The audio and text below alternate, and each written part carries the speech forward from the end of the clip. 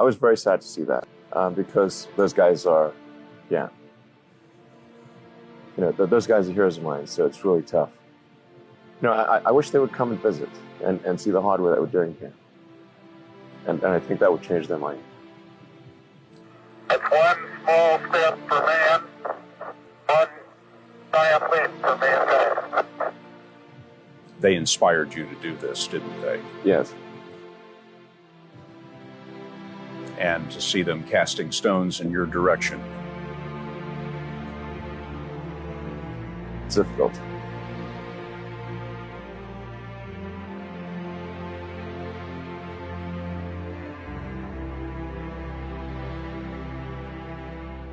How do you describe yourself? I usually describe myself as an engineer. That's basically what I've been doing since I was a kid. I'm interested in things that change the world or that affect the future in wondrous new technology, where you see it and you're like, wow, how did that even happen? How's that possible?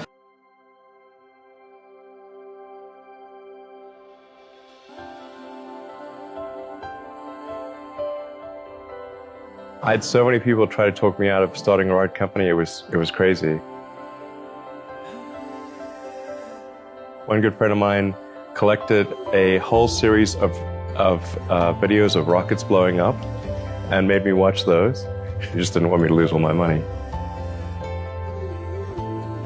Now is the time to take risk. As you get older, your obligations increase. So and once you have a family, you start taking risk not just for yourself, but for your family as well. It gets much harder to do things that might not work out. So now is the time to do that before you have those obligations. So I would encourage you to take risks now. Do something bold. You won't regret it.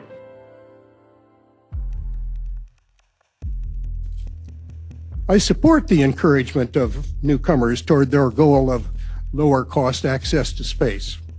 But having cut my teeth in rockets more than 50 years ago, I am not confident.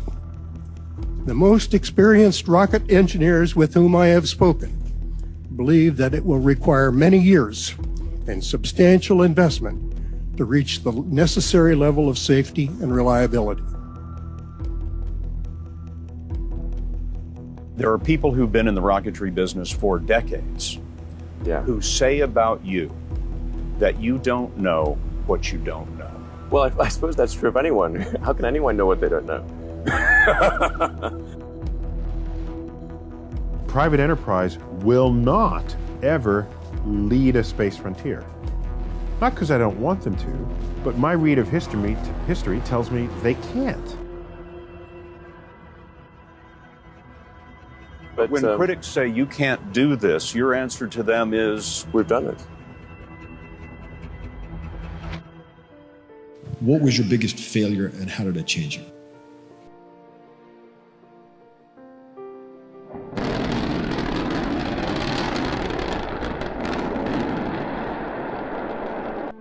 For SpaceX, the first 3 launches failed.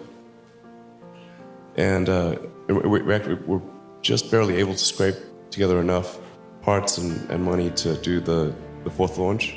If that 4th launch had failed, we would have been dead. So multiple failures along the way. you had that 3rd failure in a row. Did you think, I need to pack this in? Never. Why not? I don't ever give up. I mean, I'd have to be dead or completely incapacitated.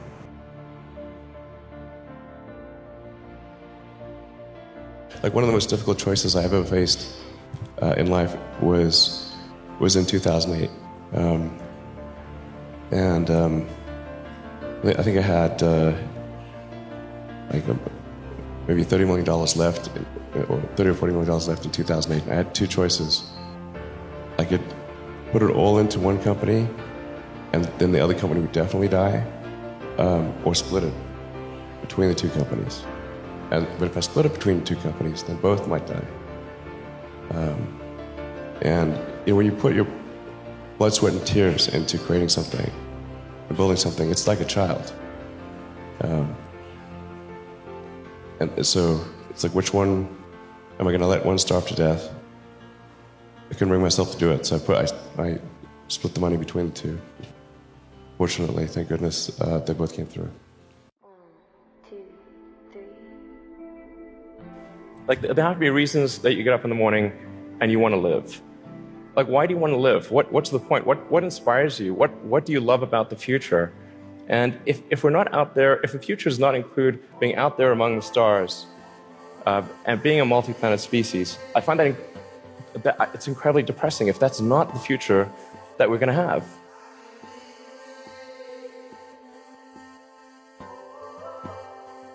People are mistaken when they think that technology just automatically improves. It does not automatically improve.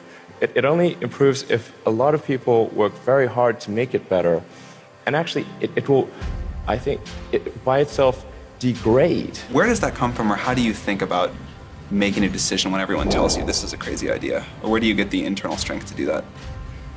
Well, first of all, I'd say I actually think I feel fear quite strongly. But there are just times when something is important enough, you believe in it enough, that you do it in spite of the fear.